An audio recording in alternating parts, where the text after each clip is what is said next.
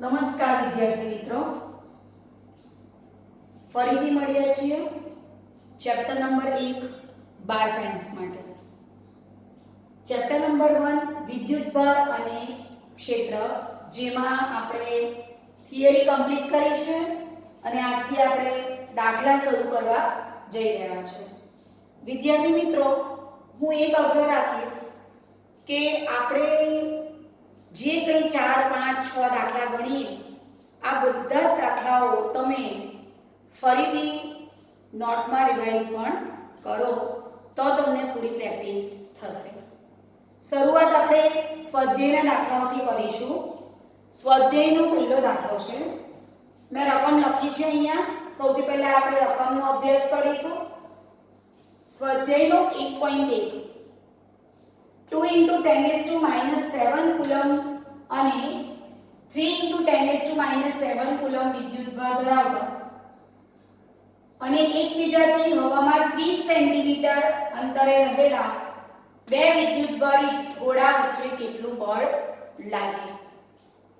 રકમ પરથી એટલું જણાય છે કે બંને વિદ્યુતભારો સજાતીય છે, એટલે સ્વાભાવિક છે કે તેની વચ્ચે લાગશે અપાકર્ષણ બળ. વિદ્યાર્થી મિત્રો, આ ચેપ્ટરમાં આપણે કે અચળાંક જોઈએ. 9 × 10⁹ ન્યૂટન × મીટર સ્ક્વેર પર કુલમ સ્ક્વેર, કે નું વ્યસ્ત ε0. આ બધા અચળાંકો SI એકમમાં છે, જેથી આપણે CGS યુનિટને MKS માં કન્વર્ટ કરીને જ દાખલા ગણીશું. સૌથી પહેલા હું ડેટા લખીશ. 2 × 10⁻⁷ કુલમ એટલે કે Q1.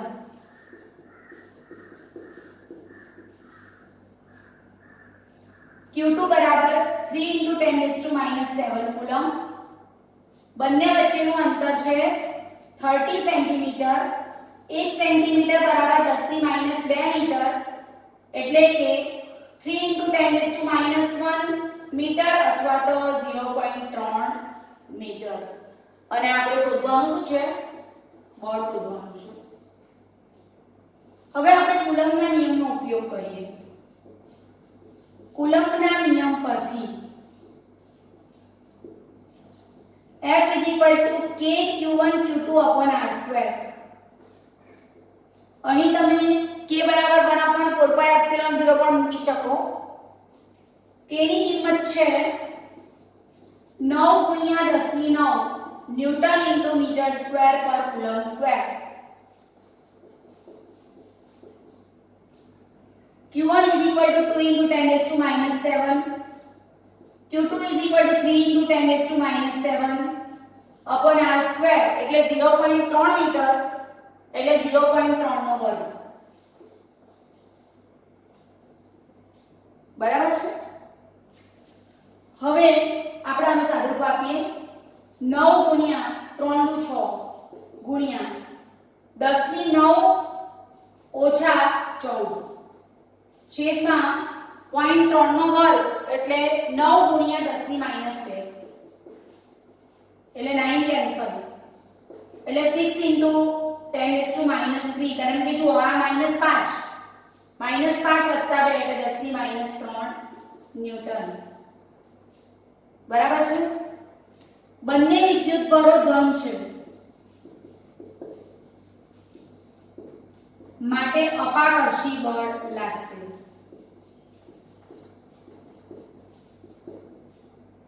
હવે આ રીતનો ઉપયોગ કરી અને આપણે સ્વાધ્યાયનો 1.2 ગણીશું.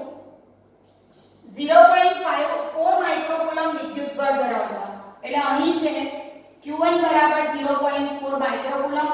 તમે જાણો છો કે 1 માઇક્રોકુલમ = 10⁻6 કુલમ. 0.4 × 10⁻6 કુલમ. રકમ વાંચીશું ફરીથી, જોઈને જરા.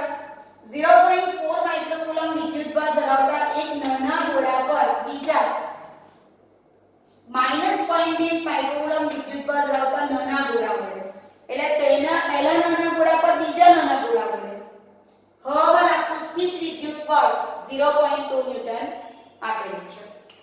એટલે Q2 ઋણ છે -0.8 માઇક્રોકુલમ -0.8 × 10⁻6 કુલમ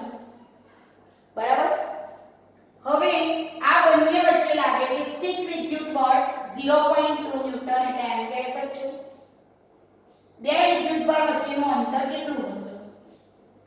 અને આગલા જેવું જ બીજા ગોળા પર પ્રથમ ગોળાને લીધે લાગતું બળ કેટલું? એટલે પહેલા શું કીધું છે આપણને? આટલા વિદ્યુતભાર ધરાવતા નાના ગોળા પર બીજા વડે બળ લાગે છે, તો બીજો પણ પહેલા પર બળ આપશે ને, તો તેનું મૂલ્ય પણ શોધવા આપણને કીધું છે. બરાબર છે? હવે હું આના પ્રમાણે વાક્ય રચના લખું છું. આ Q1 વિદ્યુતભાર ધરાવતા નાના ગોળા પર Q2 વડે લાગતું બળ. Q1 વિદ્યુતભાર ધરાવતા ગોળા પર Q2 વિદ્યુતભાર ધરાવતા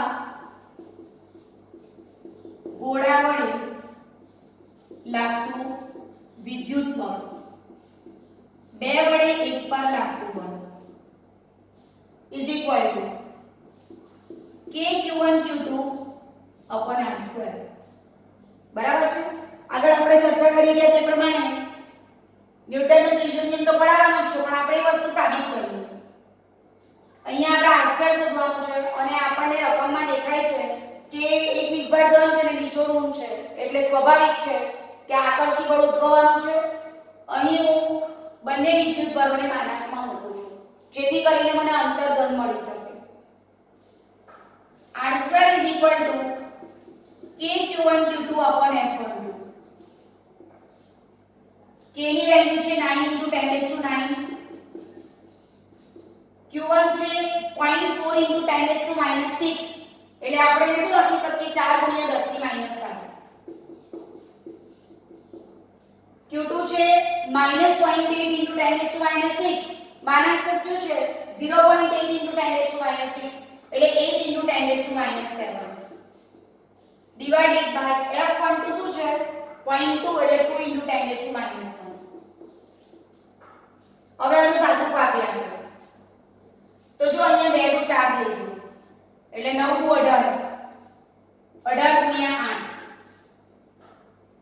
આ થઈ ગયું 10 થી 9, જો આ ફરીથી 2 × 4 એટલે 9 × 18, 18 × 8. અને આ થઈ ગયું 10 થી -14, 10 થી 9 - 14 એટલે 10 થી -5 વત્તા 1 એટલે 10 થી -4. આ આપણું મળી ગયું r². 18 18 આપણને યાદ નહીં તો ગણી કાઢવાનું. 144 144 ગુણ્યા 10 થી -4 આ મળી ગયું r². એટલે આ શું થઈ ગયું? 12 ગુણ્યા 10 ની -2 મીટર. રૂટ કરવું પડે ને, એટલે કે 0.12 મીટર. આટલા અંતરે 0.2 ન્યૂટન જેટલું બળ લાગે. અહીં આપણે લખી શકીએ કે બંને વિદ્યુતભારો વિજાતીય હોવાથી આકર્ષી પ્રકારનું બળ ઉદ્ભવશે. ન્યૂટનની ગતિના ત્રીજા નિયમ પ્રમાણે બે વિદ્યુતભારોની આંતરક્રિયા દરમિયાન એક વિદ્યુતભાર બીજા વિદ્યુતભાર પર જેટલું બળ લગાડે છે તેટલું જ બળ બીજો વિદ્યુતભાર પણ પહેલા વિદ્યુતભાર પર વિરુદ્ધ દિશામાં લગાડે છે. માટે બીજા વડે પહેલા પર જે બળ લાગ્યું છે તેટલું જ બળ પહેલા વડે બીજા પર પણ લાગશે. એટલે માનાંકમાં F12 માનાંકમાં F21 સાબિત થાય છે. વિદ્યાર્થી મિત્રો, આ બંને જે દાખલા છે ને એમાં આપણે એક જ સમીકરણનો ઉપયોગ કર્યો છે, કુલમ્બના નિયમનું સમીકરણ. એકમાં આપણે બળ શોધ્યું છે અને બીજામાં આપણે વિદ્યુતભાર વચ્ચેનું અંતર શોધ્યું છે. હવે આપણે ત્રીજા દાખલા પર જઈશું, જેની રકમ મેં અહીંયા નીચે લખેલી છે. ધ્યાન રાખજો.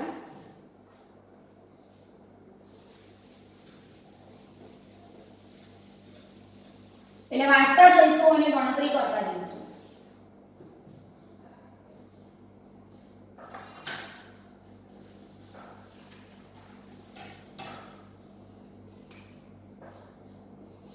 K E²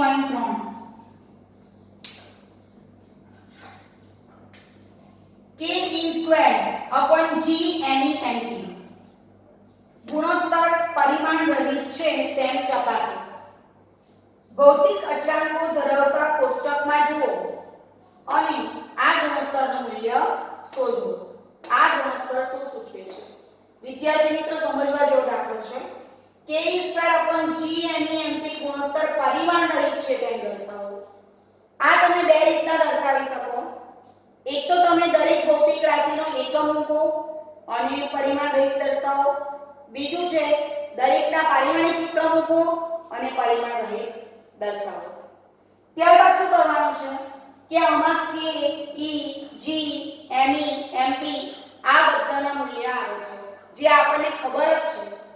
તે બધાના મૂલ્ય મૂકીને આપણે શું કરવાનું છે આ ગુણોત્તરનું મૂલ્ય શોધવાનું છે અને પછી આપણે એના આધારે તારણ આપવાનું છે કે આ ગુણોત્તર વધારે આવ્યો તો કેમ વધારે આવ્યો અને ઓછો આવ્યો તો કેમ ઓછો આવ્યો. બરાબર. એટલે બધા અહીંયા ધ્યાન આપજો. હું લખું છું ke²/GME/MP.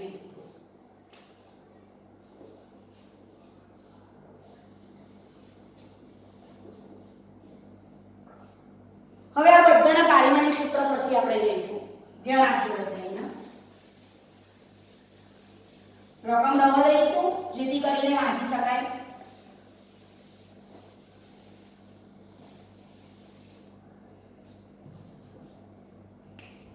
k નું સાથે એકમ સાથે હું મૂલ્ય પણ લખું છું, આપણને કામ લાગવાનું છે.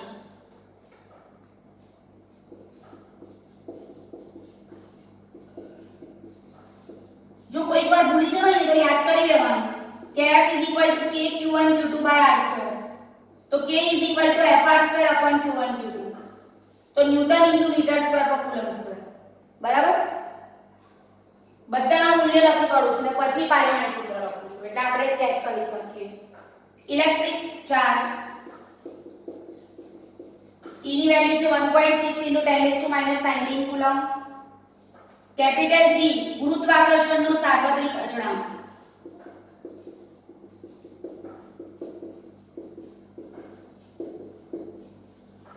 વિદ્યાર્થી મિત્રો આ પણ જો ભૂલી ગયેલા હોય તો યાદ રાખવાનું Gm1m2/r². એટલે G = fr²/m1m2. ન્યૂટન * મીટર²/kg². બરાબર છે. આપણને વેલ્યુ ખબર છે 11 માં આવી ગઈ છે 6.67 * 10⁻11 ન્યૂટન * મીટર²/kg².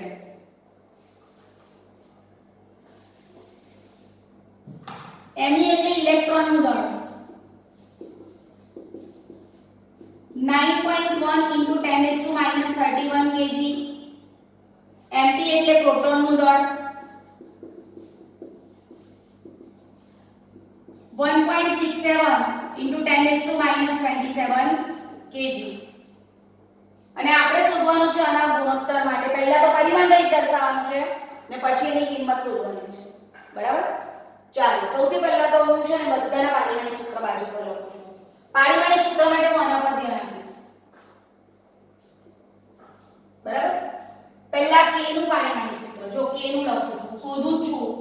તમને પરીક્ષામાં યાદ હોય એટલે તમારે ડાયરેક્ટ લખી દેવાનું, વાંધો નહીં. ન્યૂટન માટે m1 l1 t - 2 f = ma a = d/t² m1 l1 t - 2 newton માટે. મીટર² માટે લંબાઈનો વર્ગ. કુલમ² માટે કાં તો q² લખો અથવા તો q = it પ્રમાણે કુલમ² છે ને એટલે k2t2. એટલે k નું પારિમાણિક સૂત્ર થઈ ગયું m1 l1 + 2 l3 t⁻2 - 4a - 2. એને હું અહીંયા લખીશ k ની જગ્યાએ.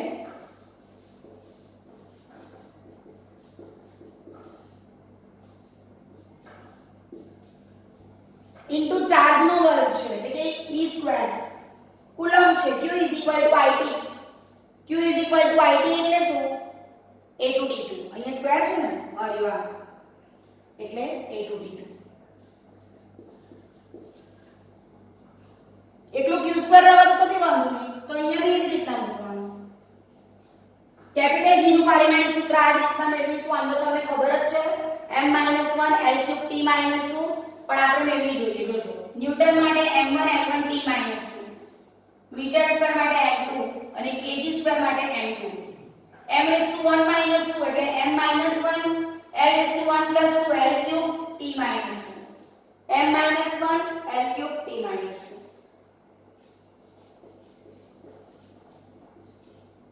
અને બંને દળ છે એટલે m2. જો પહેલા આપણે ઉપરનાને જ સોલ્વ કરીએ પછી નીચેનાને કરીએ.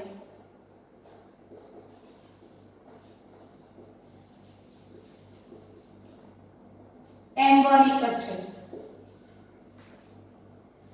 l ક્યુબ પછી બીજું l ક્યુબ નથી એટલે l ક્યુબ મૂકી દઉં છું. t raised to -4 plus 2 એટલે t raised to -2 અને a raised to -2 plus 2 એટલે એ બેલેન્સ થઈ ગયું. બરાબર. આપણને ખબર છે કે અધર સરખા હોય તો ઘાતાંકોના સરવાળા કે બાદબાકી થઈ શકે. એટલે ફરીથી m1 l cube t raised to -4 plus 2 એટલે -2 અને a raised to -2 plus 2 એટલે a raised to 0 જે 1 છે. નીચે લખીએ m raised to -1 plus 2 m1 l cube t minus 2. હવે જુઓ આ બધું સરખું દેખાય છે is equal to m0 l0 t0 માટે k2/gmemp પરિમાણ રહિત છે. આ સાબિત થઈ ગયું. પહેલો મુદ્દો આવી ગયો. જુઓ હવે ભૌતિક અચળાંક ધરાવતા કોષ્ટકમાં જુઓ. આપણે કોષ્ટકમાં નથી જોતા કારણ કે આપણને કિંમત ખબર જ છે. તો હું આ રીતે લખું છું k બરાબર 9 ગુણ્યા 10 ની 9 e સ્ક્વેર એટલે 1.6 into 10 raised to -19 square g 6.67 into 10 raised to -11 me electron નું દળ 9.1 into 10 raised to -31 mp એટલે પ્રોટોન નું દળ 1.67 into 10 raised to -27. સોલ્વ કરીએ. હું ઘાતવાળા પદને સાઈડ પર ખસેડી દઉં છું. 9 into 1.6 square into 10 raised to 9 19 to 38 એટલે -38 divided by 6.67 into 9.1 into 1.67 into 10 raised to -11 -31 -27. બરાબર છે. આ રીતના કંઈક થયું. હવે આપણે આની કિંમત શોધી જોઈએ અને ગણતરી કરી જોઈએ શું આવે છે એની કિંમત.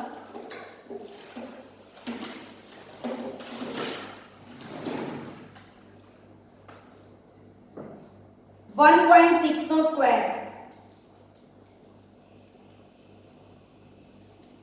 આ થઈ ગયું 23.04 અને વિદ્યાર્થી મિત્રો 9 - 38 કરીએ ને તો 10 raised to -29 આવે. હવે છેદની ગણતરી કરું છું 6.67 into 9.1 6.67 into 9.1 into 1.67 that is 101.36 into 11 31 27 69 23.04 ભાગ્યા 101.364 તો આવે છે 0.2273 ઇન્ટુ આપણી પાસે આપણને ખબર છે કે એક આંકડા પછી પોઈન્ટમાં આપણે આન્સર લાવવો છે -29 +69 10 raised to -40 એટલે પ્લસ થશે 10 raised to -29 + 69 10 raised to 40 એટલે 2.27 into 10 raised to 39 આવ્યું આપણને ગુણોત્તર. બરાબર છે. હવે આને એકમ ની મળે કેમ ની મળે તે હું તમને સમજાવું છું. આટલું આપણે ફરી જોઈ લઈશું. જો સૌપ્રથમ તો આપણે શું કર્યું આપણને સૂત્ર આપેલું પરિમાણ અહીં દર્શાવવા આપેલું તો આપણે બધાના પારિમાણિક સૂત્ર લખ્યા જુઓ. આ newton * metre square / coulomb square / k નું E સ્ક્વેર એટલે a2t2 q i2 પ્રમાણે, g લખ્યું ગુરુત્વાકર્ષણના નિયમ પરથી અને me mp દળ માટે લઈ. ત્યાર પછી આપણે એને પરિમાણ લઈ દર્શાવી દીધું. હવે આપણે એ કીધેલું છે ભૌતિક અચળાંકો ધરાવતા કોષ્ટકમાં જુઓ અને ગુણોત્તર મૂલ્ય શોધો. એટલે k2/g me mp માં k ની કિંમત મૂકી, e સ્ક્વેર ની કિંમત મૂકી, g ની કિંમત મૂકી, ઇલેક્ટ્રોનનું દળ પ્રોટોનનું દળ મૂક્યું. ત્યાર પછી મેં શું કર્યું છે બધા આંકડાની એક બાજુને ઘાત જે હતી 10 થી કે બધી એક બાજુ. તો આ થઈ ગયું 9 * 1.6 નો વર્ગ. નીચે થઈ ગયું 6.67 * 10 9.1 * 1.67. આ 10⁻9 - 38 - 29 -11 -31 -27 -69. આના બદલે આ કરશો તો 0.2273 * 10⁻40 આવશે. પણ આપણે એક આંકડા પછી પોઈન્ટ મૂકીએ છીએ ફાઇનલ આન્સરમાં 2.27 * 10⁻39. બરાબર. હવે જોજો હે આ મોટું આવ્યું, કેમ મોટું આવ્યું તેની વાત કરીએ આપણે, એની ચર્ચા કરવાની છે. આ ગુણોત્તર શું સૂચવે છે આપણને કંઈક આવું મળ્યું.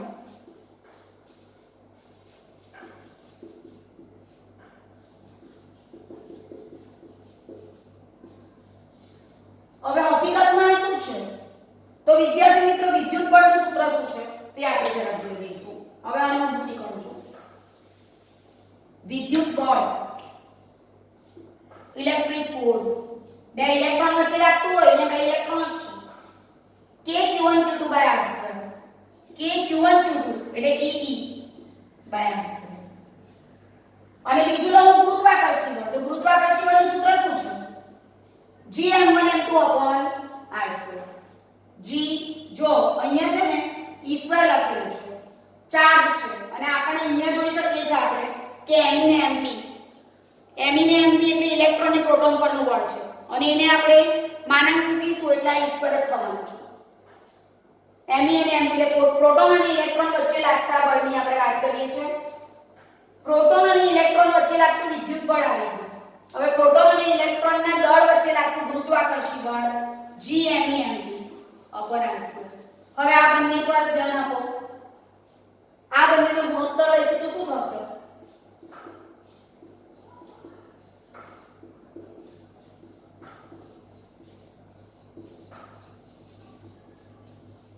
એટલે આ ગયું.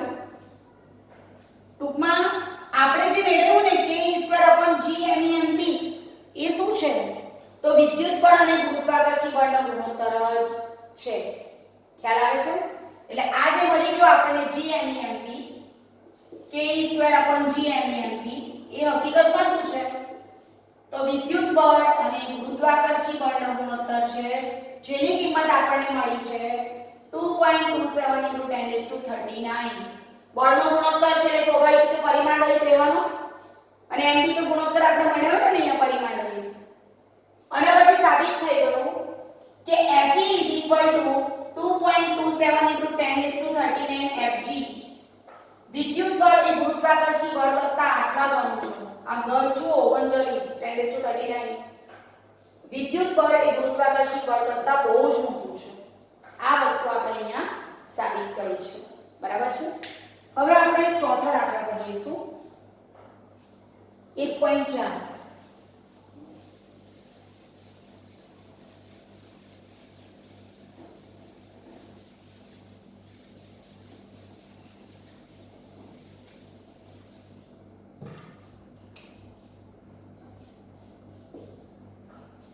હું અહીંયા બે મુદ્દા છે એમાં a અને b. પહેલા એ લખું છું. પદાર્થનો વિદ્યુત બળ ક્વોન્ટમિક થયેલો છે એ કથનનો અર્થ.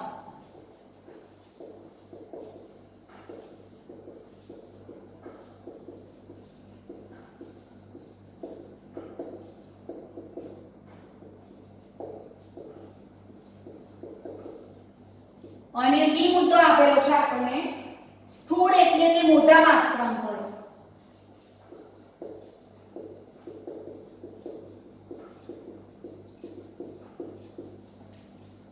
વિદ્યુત બળો સાથે કામ કરતી વખતે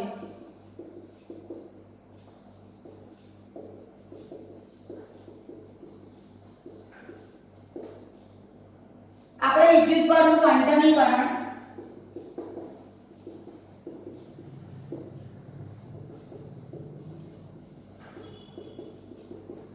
શા માટે અવગણી શકીએ છીએ?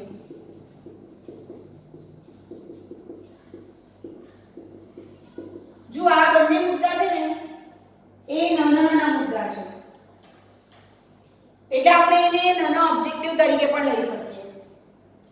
પદાર્થનો વિદ્યુત પર ક્વોન્ટમિક થયેલો છે એનો અર્થ આપણે સમજાવવાનો છે. તો એના માટે પેલો નાનકડો મુદ્દો વિદ્યુત પરનો ક્વોન્ટમીકરણ Q = Ne. એમાં આપણે સમજેલા કે કુદરતમાં મળી આવતા બધા જ વિદ્યુત પરોના મૂલ્ય એક મૂળભૂત વિદ્યુત પર એટલે કે ઇલેક્ટ્રોનના વિદ્યુત પરના મૂલ્યના પૂર્ણ ગુણાંકમાં હોય છે. અને એના પરથી આપણે એક મુદ્દો સમજેલા કે તમારે વિદ્યુત પર જોઈતો હોય તો 1 E મળે, 2 E મળે, 3 E મળે, 7 E મળે, n E મળે, પણ વચગાળાના મૂલ્ય વિદ્યુત પરના મળી શકતા નથી. આ ક્વોન્ટમીકરણ છે. પ્રશ્નમાં જો પદાર્થનો વિદ્યુત પર ક્વોન્ટમિક થયેલો છે કથનનો અર્થ આ જ અર્થ છે કે વિદ્યુત પર જો આપણે જોઈતા હોય તો તે આપણને plus or minus E, plus or minus એટલા માટે કે ઇલેક્ટ્રોન એનું વિદ્યુત પર છે, plus or minus 2E, plus or minus 3, plus or minus 4E, plus or minus Ne મળી શકશે. બરાબર છે?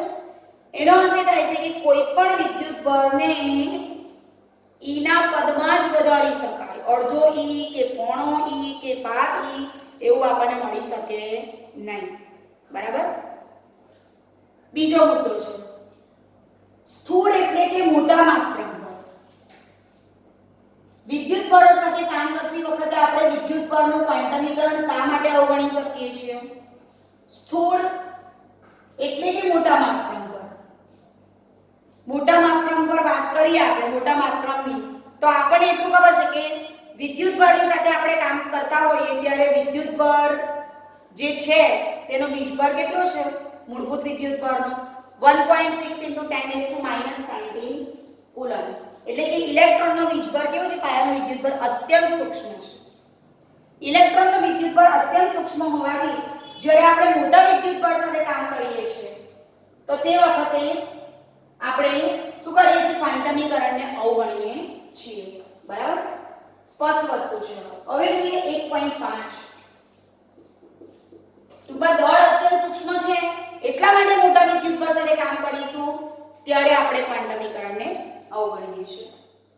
બીજો પ્રશ્ન છે, હું પ્રશ્ન વાંચું છું અને આપણે ઓલરેડી આ થિયરી સમજી જ ગયા છીએ.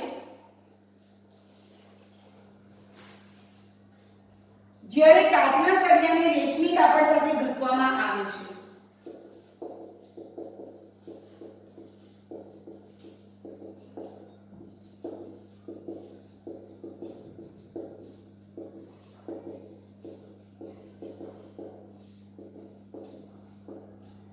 ત્યારે વિદ્યુત પર બંને પર દેખાડે છે.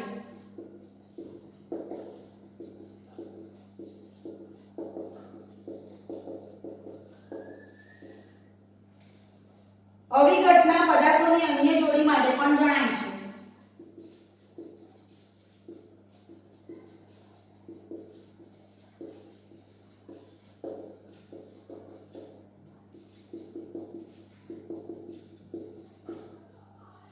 વિદ્યુત બળ સંરક્ષણના નિયમ સાથે આ બાબત કેવી રીતે સુસંગત છે તે સમજાવો. ટૂંકમાં સંરક્ષણના નિયમ સાથે આ સુસંગત છે. સંરક્ષણનો નિયમ પહેલા જોઈએ અને પછી બીજી વાત કરીશું. સંરક્ષણનો વિદ્યુત બળ સંરક્ષણનો નિયમ હતો વિદ્યુતની દ્રષ્ટિએ અલગ કરેલા તંત્રમાં થતી કોઈ પણ પ્રક્રિયામાં વિદ્યુત બળનો વૈજિક સરવાળો અચળ રહે છે. મેં તમને ઘણા બધા ઉદાહરણ દ્વારા એની સમજૂતી આપી છે. વાક્ય રચના સમજો, આ તમને આવડે જ છે. જ્યારે કાચના સળિયાને રેશમી કપડા સાથે ઘસવામાં આવે છે ત્યારે વિદ્યુત બળ બંને પર દેખાડે છે. આવી ઘટના પદાર્થોની અન્ય જોડી માટે પણ જણાય છે. તો આ વસ્તુ વિદ્યુત બળના સંરક્ષણ સાથે સુસંગત છે? તો મિત્રો છે. કાચના સળિયાને રેશમ સાથે ઘસીએ તો શું થશે? કાચનો સળિયો પોતાના પરના ઋણ વિદ્યુત પરિ એવા ઇલેક્ટ્રોનને ગુમાવી દેશે અને રેશમ એ ઇલેક્ટ્રોનને મેળવે છે. સ્વાભાવિક છે કાચનો સળિયો ઇલેક્ટ્રોન ગુમાવીને ધન બને છે અને રેશમ એ જ ઇલેક્ટ્રોન મેળવીને ઋણ બને છે. કાચના સળિયાએ ગુમાવેલો વિદ્યુત બળ કાચના સળિયાએ ગુમાવેલા ઇલેક્ટ્રોન ઇઝ ઇક્વલ ટુ રેશમે મેળવેલા ઇલેક્ટ્રોન. હવે આપણે આ બંનેનો સરવાળો કરીએ તો માની લો કે કાચના સળિયાએ 5 ઇલેક્ટ્રોન ગુમાવ્યા તો એનો વિદ્યુતભાર થયો +5e. રેશમે 5 મેળવ્યા એટલે એનો વિદ્યુતભાર થઈ ગયો -5e. તો +5e -5e તો 0 થઈ ગયું. ટૂંકમાં અહીંયા સિગ્મા q 0 એટલે વિદ્યુતભાર સંરક્ષણના નિયમનું પાલન થાય છે. શરૂઆતમાં જ્યારે આપણે બંને વચ્ચે આંતરક્રિયા નથી કરાવતા ત્યારે પણ વિદ્યુતભાર 0 છે અને ઘસવામાં આવે ત્યારે સરવાળો કરીશું તો પણ 0 છે. ટૂંકમાં વિદ્યુતભાર સંરક્ષણના નિયમનું પાલન થાય છે. વિદ્યાર્થી મિત્રો, આજે આપણે ચેપ્ટર નંબર 1 ના સ્વાધ્યાયના 1 થી 5 દાખલા ગણ્યા. હવે હું તમને સમજાવું છું ઉદાહરણ 1.1.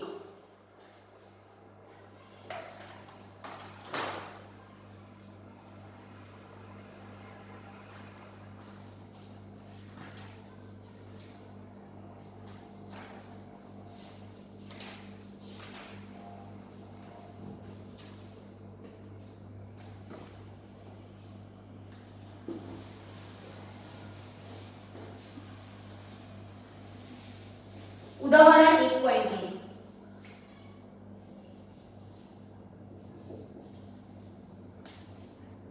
એક ધાતુના ગોળાને સ્પર્શ્યા વિના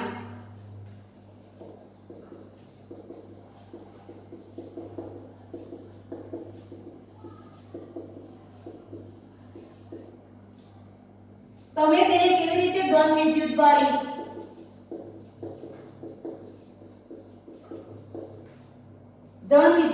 કરી શકશો?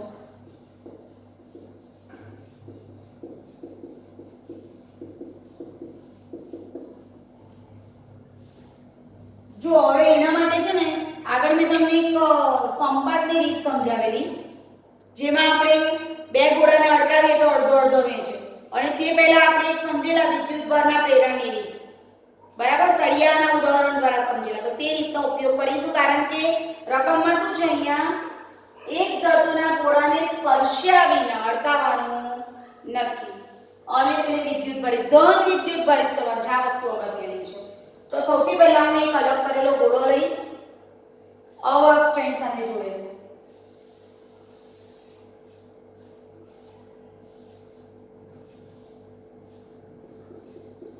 અવર્ક સ્ટ્રેન્ડ અને અલગ કરેલો ગોળો. વિદ્યાર્થી મિત્રો, તમને ખબર છે અલગ કરેલા ગોળાનો અર્થ આપણે શું કરીશું? ગોળા પર સિગ્મા q 0, એટલે કે જેટલા ધન એટલા ઋણ. હવે હું એ ગોળાની નજીકમાં એક પ્લાસ્ટિકના સળિયાને લાવીશ. યાદ કરો વિદ્યાર્થી મિત્રો, પ્લાસ્ટિકનો સળિયો એ ઋણ વિદ્યુતભારિત છે, કારણ કે પ્લાસ્ટિકના સળિયાને જ્યારે ફળ સાથે ઘસવામાં આવે ત્યારે ફળ જેટલા ઇલેક્ટ્રોન ગુમાવે એટલા પ્લાસ્ટિકનો સળિયો મેળવે છે. એટલે આપણે ઋણ વિદ્યુતભારિત પ્લાસ્ટિકના સળિયાને ગોળાને અડકાવવાનું નથી પણ નજીક લાવવાનું છે. એટલે બીજી આકૃતિ જોઈએ. બને ત્યાં સુધી આપણે ગોળા સમાન દોરવાનો પ્રયત્ન કરીશું.